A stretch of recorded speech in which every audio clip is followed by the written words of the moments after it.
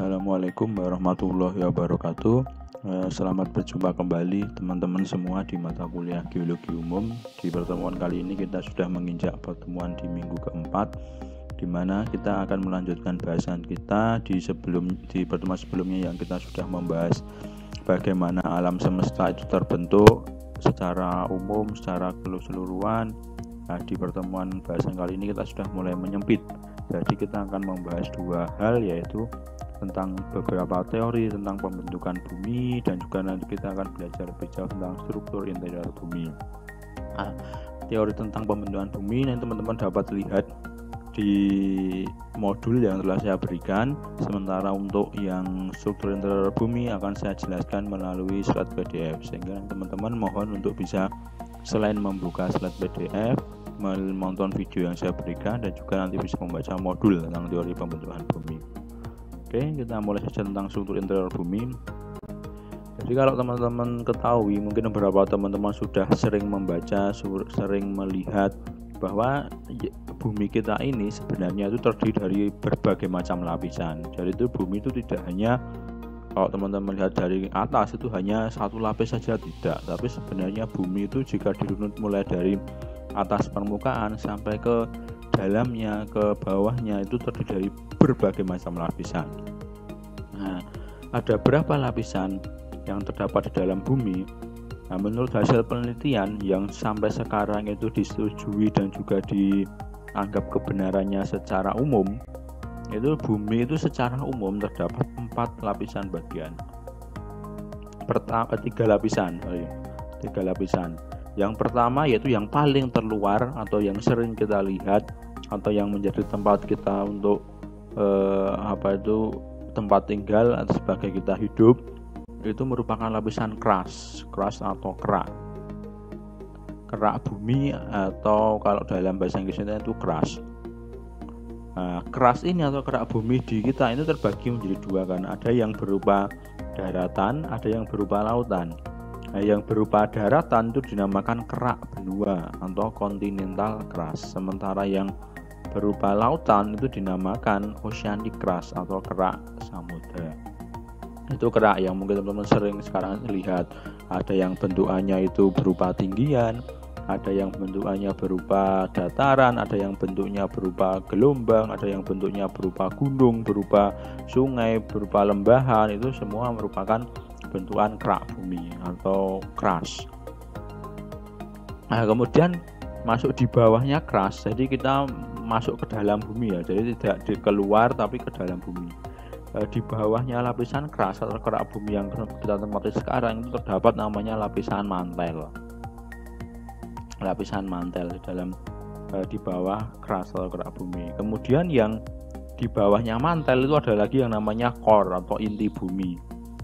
Nah, inti bumi yang terbagi menjadi dua, ada inner core dan juga outer core. Ada inner core itu inti dalam, kalau outer core itu inti luar. Nah, jika teman-teman lihat dari ketiga lapisan itu antara keras, kerak, kemudian mantel dan juga inti bumi, ketiga lapisan ini menyusun bumi kita, sehingga nanti bumi kita dapat stabil seperti sekarang ini. Dan kalau dilihat dari ketebalannya, justru lapisan kerak bumi yang di tempat kita tinggal yang sering kita lihat, itu lapisannya itu cenderung lebih tipis dibandingkan lapisan-lapisan lain. Lapisan yang paling tebal itu adalah lapisan inti bumi. Inti bumi, kemudian mantel, kemudian yang keras. Jadi semakin ke dalam lapisnya itu semakin tebal. Semakin keluar mendekati tempat kita tinggal atau di kerak benua, kerak samudra, itu cenderung lebih tipis. Ini secara umum. Tetapi dari ketiga ini nanti dapat terbagi-bagi lagi. Keras terbagi dua, mantel yang terbagi menjadi tiga, core itu terbagi menjadi dua. Nah, yang jadi pertanyaan, bagaimana membedakannya? Bagaimana membedakan antara keras, mantel dan juga core atau inti bumi? Perbedaannya apa sih? Nah, perbedaannya itu terlihat dari karakteristiknya atau ciri-cirinya atau perwatakannya. Kita akan bahas itu. kita mulai dari yang paling dalam dulu ya. Jadi kita mulai dari yang paling dalam atau di pusatnya bumi, kemudian kita menuju keluar. Nah, secara umum kalau diskalakan tadi saya katakan ya, diskalakan struktur interior bumi mulai dari lapisan paling dalam sampai lapisan yang terluar. Lapisan yang terluar atau yang dikerak itu lapisan itu hanya tipis sekali dibandingkan lapisan-lapisan di bawahnya. Kalau teman-teman lihat di sini perbandingannya untuk lapisan kerak, baik itu kerak samudra ataupun kerak benua, itu lapisannya hanya berkisar 0 sampai 100 km. Kemudian di bawahnya ada lapisan mantel. Mantel itu berkisar 4.000 km. Kemudian inti bumi yang inti luar itu 2.900 km. Yang inner core atau di dalam itu 5.100 km. Nah, bisa dibayangkan, sehingga di bagian bawah-bawah bumi, kalau teman-teman mungkin beranggapan saya pengen meneliti tentang inti bumi ya, teman-teman harus menggali atau membor lapisan ke dalam sepanjang 5.100 km. 5.100 km itu kalau dibandingkan dengan jarak itu bisa jarak Indonesia sampai mana ya? Indonesia sampai mungkin daerah Eropa sana atau daerah Amerika sana, itu 5.100 km, tapi dia ke bawah, bisa dibayangkan. Atau misalnya teman-teman pengen ngebor mantel, berarti teman-teman harus mengebor di atas 100 km. Padahal sampai sekarang teknologi untuk mengebor di dalam bumi itu yang sampai sekarang ditemukan tuh tidak sampai ke lapisan mantel, jadi masih belum mencapai 100 km. Nah, 100 km itu dibayangkan bisa Solo ke mana ya? Solo ke Madiun mungkin 100 km. Jadi tapi itu ke bawah ya, bukan ke samping. Mungkin kalau samping teman-teman bisa ditempuh 2 jam 3 jam. Tapi kalau ke bawah itu bisa dibayangkan sedalam apa di sana. Nah, kemudian kita bahas satu persatu. Dimulai dari yang lapisan paling dalam, yaitu yang namanya inti dalam atau inner core. Inti dalam atau inner core ini ciri-cirinya apa? Ciri-cirinya itu dia berupa solid atau berupa padatan. Nah, karena dia berupa padatan, dia tuh kalau dikalkulasikan inti dalam itu menyusun hampir 1,7% dari massa bumi. Jadi 1,7% dari seluruh massa bumi itu tersusun atas yang namanya inner core. Nah, inner core ini walaupun dia letaknya yang paling dalam, tapi justru yang paling padat. Kenapa paling padat? Karena dia paling mampat. Jadi karena dia tertekan oleh berbagai macam lapisan, ada outer core, ada mantel, ada crust, sehingga menyebabkan justru dia berupa padatan karena tertekan sangat besar, sehingga ketika teman-teman coba nanti kaji tekanan di dalam lapisan inner core ini, dia ketekanannya itu akan sangat tinggi sekali dibandingkan lapisan-lapisan yang ada di atasnya. Semakin keluar tekanannya akan semakin berkurang. Nah, kemudian struktur padat, kemudian tingkat kerapatannya itu sangat tinggi. Kenapa sangat tinggi? Karena kerapatannya itu mendekati besi murni. Jadi kalau teman-teman pernah lihat besi itu kan sangat pejal sekali ya. Jadi tidak ada rongganya, benar-benar utuh, benar-benar padu. Nah, itulah kira-kira kepadatan dari inner core. Jadi misalkan mau ditembus dengan menggunakan bor pun dia mesti akan susah sekali karena saking padatnya itu. Susah untuk ditembus. Nah, kemudian kedalamannya itu berkisar antara 5.150 sampai 6.370 km. Nah, bisa dibayangkan dari atas permukaan itu sekitar 5.150 sampai 6.370 kedalaman dari inner core. Nah, itu kira-kira inti dalam, ciri-cirinya. Kemudian inti luar itu di lapisan atasnya. Nah, inti luar ini secara luasan, secara kedalaman itu dia lebih dalam dibandingkan yang inner core. Nah, karena lebih dalam dan dia juga lebih luas, sehingga ketika dikalkulasikan outer core ini atau lapisan inti luar ini merupakan 30,8% dari massa bumi. Jadi hampir sebagian besar massa bumi ini berada di yang namanya outer core. Nah, berbeda dengan yang inner core. Outer core itu dia sifatnya atau strukturnya sudah berubah, yaitu dia bukan lagi padat tapi dia berupa fluida konduktif. Jadi berupa cairan, tapi cairan yang kental ya, bukan cairan yang lumer sekali atau yang tingkat viskositasnya rendah tapi tingkat viskositasnya tinggi atau tingkat kekentalannya itu sangat tinggi, sehingga dinamakan sebagai fluida konduktif. Nah, dan lapisan outer core ini memiliki fungsi apa? Lapisan outer core ini memiliki fungsi tempat terjadinya arus konveksi. Nah, apa itu arus konveksi? Nanti kita akan bahas ya di pertemuan-pertemuan selanjutnya mungkin. Jadi arus konveksi ini merupakan arus yang menggerakkan nanti yang akan menggerakkan lempeng-lempeng atau kerak-kerak yang ada di bagian atas dekat permukaan. Jadi kalau teman-teman pernah mendengar, oh ternyata lempeng bumi itu bergerak. Nah, bergeraknya itu kenapa? Yang menyebabkan adalah si outer core ini. Jadi di dalam outer core ini karena ada arus konveksi, menyebabkan nanti menggoyang lapisan mantel ikut bergerak, sehingga menyebabkan karena lapisan mantel itu bergerak juga, menyebabkan kerak di bagian atas itu juga ikut bergerak. Gerakannya nanti bisa saling menjauhi, saling mendekat, atau saling bergeser. Nanti kita akan bahas juga itu. Nah, ini tempat sumbernya arus konveksi ini. Jadi yang menyebabkan bumi kita itu selalu bergerak, yang dulu awalnya mungkin teman-teman pernah membaca teori itu, awalnya itu benua hanya ada satu, lautan satu, kemudian menjadi sampai sekarang yang terpisah-pisah, itu adalah penyebabnya adalah si outer core. Jadi karena dia ada arus konveksi menyebabkan nanti kerak ini nanti atau lempeng-lempeng ini akan bergerak. Dan outer core ini bertanggung jawab untuk menghaluskan ronjakan rotasi bumi. Nah, maksudnya apa? Kalau teman-teman bisa bayangkan ya, rotasi bumi itu kan berotasi 24 jam dan dia berputarnya itu mesti akan sangat cepat. Ketika ada suatu benda berputar cepat, bisa dibayangkan di dalamnya itu mesti akan tidak stabil jika tidak ada penstabilnya ya. Bisa dibayangkan. Kalau teman-teman tidak percaya, coba saja ambil suatu bola yang ada rongganya, kemudian di dalamnya itu diisi ditata berbagai macam misalkan kelereng atau apa, dan coba teman putarkan bola yang besar itu, pasti dia kelereng-kelereng di dalamnya itu akan akan bergerak-gerak tidak stabil. Oleh karena itu sama seperti bumi ketika itu dirotasikan dengan tingkat kecepatan yang sangat tinggi selama 24 jam terus menerus itu menyebabkan bumi itu tidak akan stabil. Pasti isi di dalamnya itu mesti akan terumbang-ambing sana sini. Akan tetapi si outer core ini karena dia itu berupa cairan yang sangat kental, dia bisa menahan dari terjadinya rotasi ini.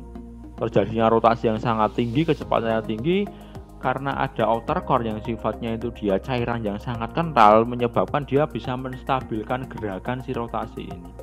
Sehingga apa? Karena outer core ini bisa menstabilkan, maka kerak bumi kita atau lempeng kita itu tidak bergerak sedikit pun. Mungkin bergerak hanya sangat sedikit sekali, tidak terasa seperti kita. Makanya kenapa bumi kita berotasi tetapi kita yang tinggal di dalamnya itu tetap merasa ya stabil-stabil saja karena ada si outer core. Nah, bisa dibayangkan ketika outer core ini dia fungsinya sudah menurun atau mungkin fungsinya sudah hilang, ya maka bumi kita tuh akan terombang-ambingkan. Mungkin gunung bisa terlempar, mungkin lautan bisa airnya bisa terlempar kemana-mana dan seterusnya. Mungkin bisa juga kalau di dalam agama kita yaitu teori tentang kiamat tuh, bahwa nanti dua gunung itu akan saling berdekatkan, saling bertubrukan, kemudian nanti terjadi banjir di mana-mana. Itu mungkin karena bisa jadi karena outer core dia mengalami fungsinya sudah tidak ada. Jadi fungsi outer core ini sudah ditiadakan atau mungkin berubah menjadi padatan sehingga tidak ada yang menstabilkan lagi. Wallahu alam ya, kita tidak tahu, tapi kita bisa dikait-kaitkan, itu bisa juga. Nah, kemudian outer core ini sama dengan inner core, jadi dia itu suhunya masih sangat panas sekali, tetapi ini outer core itu jauh lebih panas. Kenapa? Karena bentuknya berupa cairan yang sangat kental. Kalau tadi yang inner core itu kan karena berupa padatan, jadi suhunya itu cenderung tidak terlalu panas sekali. Tetapi kalau yang outer core karena dia berupa cair yang sangat kental, suhunya sangat panas sekali. Itu bisa mendekati ini 1000 derajat Celcius atau 1500 derajat Celcius. Kemudian kedalamannya antara 5150 sampai 6370 ya. Jadi dia termasuk juga sangat dalam. Kemudian kita masuk ke lapisan yang di atasnya, yaitu lapisan mantel. Nah, lapisan mantel ini sebenarnya ini terbagi menjadi 3 bagian. Ada mantel bawah, mantel tengah, dan juga mantel atas gitu ya. Mantel terbagi menjadi 3 bagian. Nah, mantel ini secara keseluruhan sifatnya nanti sudah lebih cair lagi dibandingkan yang outer core. Jadi kalau inner core tadi padat, outer core itu dia cairan yang kental. Kalau yang mantel ini cairan masih kental tapi tidak sekental yang outer core atau yang di inti luar. Mantel yang bagian bawah itu merupakan 49,2% dari massa bumi. Jadi 49,2 massa bumi itu terdapat di lapisan mantel bagian bawah. Strukturnya saya katakan tadi berupa fluida atau berupa cairan, walaupun tidak sekental yang di bagian outer core. Kemudian komposisi dari si mantel ini berupa silikon, magnesium, gas oksigen. Ini komposisi yang dominannya ya. Kalau komposisi yang lain nanti juga banyak, tapi yang dominan di dalam lapisan mantel bawah ini berupa silikon, magnesium, gas oksigen. Sehingga nanti kenapa teman-teman perlu mengetahui tentang komposisinya? Karena nanti ada ketika teman-teman belajar tentang batuan, terutama nanti di mineralogi dan petrografi, batuan itu akan ada beberapa kandungan mineralnya. Kalau batuan itu memiliki kandungan magnesium yang sangat tinggi, bisa diasumsikan bahwa batuan itu dulunya berasal dari lapisan mantel. Jadi atau induknya atau parent materialnya berasal dari lapisan mantel yang bagian bawah, begitu. Nah, dan lapisan mantel inilah nanti yang menjadi tempat terapungnya dari kerak benua kita dan juga kerak samudra kita. Jadi teman-teman pernah mendengar teori bahwa lempengan kita tuh sebenarnya itu terapung-apung seperti terapung di atas cairan. Ya benar memang. Karena apabila bagian bawah lapisan kerak kita memiliki yang namanya mantel. Mantel ini sifatnya cair, sementara kerak itu nanti padat. Nah, sehingga seolah-olah kerak itu nanti berada di bagian atas lapisan benda cair. Karena dia berada di lapisan benda cair, maka dia mudah sekali bergerak, mudah sekali terapung kemana-mana, tergantung dari si mantel ini bergeraknya kemana, kan seperti itu. Nah, kenapa mantel bisa bergerak? Karena ada outer core tadi yang menjadi pemicu terjadinya arus konveksi. Arus konveksi ini nanti akan naik sampai ke mantel, menggerakkan mantel, sehingga nanti bagian atasnya yang dikeraknya karena cairan di bawahnya itu bergerak, otomatis kerak bumi yang padatan di atasnya itu juga akan ikut bergerak. Oleh karena itu maka lempengan-lempengan bumi ini terus-menerus akan bergerak, entah sampai kapan, mungkin sampai nanti di hari kiamat kita juga mungkin sudah tidak akan bergerak lagi, sering bertumbuhan, ya bisa saja, wallahu alam semua. Nah, kemudian mantel bawah ini kedalaman lapisannya itu antara 650 sampai 2890. Jadi sangat dalam sekali ya. Berkisar antara 1200 km kedalamannya untuk lapisan mantel bawah saja. Nah, kemudian di atasnya mantel bawah ada yang namanya mantel transisi atau mantel tengah. Mantel transisi atau mantel tengah ini merupakan 7,5% dari massa bumi, kecil termasukan. Nah, mantel transisi ini sering disebut sebagai lapisan mesosfer atau sering disebut sebagai fertile layer. Kenapa disebut fertile layer? Karena ini merupakan salah satu lapisan bumi yang paling rapuh, paling mudah tergoncang dibandingkan yang lain-lain. Kandungannya apa? Kandungan di dalam mantel transisi ini berupa yang dominan ya, kalsium, aluminium, dan garnet, yaitu mineral kompleks dari aluminium bering silikat. Jadi kalau teman-teman nanti misalkan studi tentang batuan ini kandungan kalsiumnya tinggi ya, mungkin dulunya berasal dari mantel transisi ini, karena mantel transisi ini merupakan lapisan yang kaya akan kalsium, aluminium dan juga garnet. Atau ketemu aluminium, kandungan batuannya dominannya ada aluminiumnya, mineralnya. Berarti dulunya mungkin berasal dari mantel transisi, material bahan dasarnya. Nah, kedalamannya berkisar antara 450 sampai 650, jadi berkisar 200 km. Sehingga dia hanya menempati 7,5% dari massa bumi secara keseluruhan. Kemudian lanjut di lapisan mantel paling atas yang paling dekat dengan kerak atau paling dekat dengan lempeng, yaitu dinamakan sebagai mantel atas. Mantel atas ini dia menempati 10,3% dari massa bumi. Dilihat dari kedalamannya, kedalamannya berkisar antara 300 km. Jadi pada 10 km sampai 400 km. Nah, lapisan mantel bagian atas ini sering juga disebut sebagai lapisan astenosfer. Dan pada lapisan astenosfer inilah yang menjadi penentu tempat bergeraknya dari kerak benua dan juga kerak samudera. Jadi tadi aliran arus konveksi yang dialirkan dari outer core nanti akan sampai ke astenosfer. Dan di astenosfer ini gerakannya itu nanti akan diolah lagi, sehingga nanti dialah di lapisan mantel atas atau di astenosfer lah ini yang mengontrol dari gerakan kerak ini. Apakah nanti keraknya saling bertubrukan, apakah dia keraknya saling menjauhi atau saling hanya bergeser, itu penentunya adalah si astenosfernya. Ketika astenosfernya bergerak menyebabkan keraknya bertubrukan, ya keraknya akan saling bertubrukan. Tetapi ketika astenosfer menyebabkan gerakan keraknya saling menjauhi, ya mereka akan saling menjauhi keraknya. Sehingga astenosfer ini menjadi pengontrol dari semua gerakan yang ada di atas lempeng bumi kita ini. Nah, kandungan utama dominannya di lapisan astenosfer itu berupa olivin dan juga piroksin, itu yang dominan. Yang ditemukan mineral utama yang ditemukan. Nah, sehingga nanti ketika teman-teman menemukan batuan itu kandungan mineral utamanya itu olivin dan piroksin, berarti dia itu merupakan muasalnya itu berasal dari lapisan astenosfer gitu ya.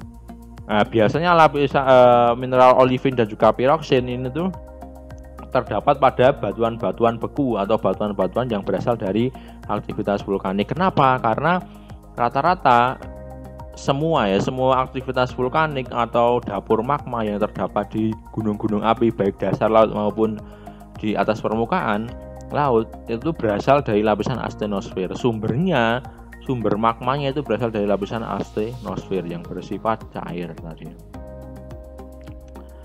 Nah, kedalamannya tadi saya katakan yaitu berkisar antara 300 km, sehingga termasuk dalam. Ini lapisan astenosfer atau mantel atas. Kemudian kita naik lagi ada yang namanya kerak atau lempeng bumi. Nah, kerak ini terbagi menjadi dua, nanti ada kerak benua yang nanti akan menyusun dari daratan, dan juga ada kerak samudera yang menjadi dasar dari samudera. Nah, kerak benua ini hanya tipis sekali, dia menempati hanya 0,374% dari massa bumi. Jadi lapisan kerak walaupun letaknya itu sebagai tempat kita berpijak, sebagai tempat kita tinggal, itu dia termasuk sangat tipis sekali.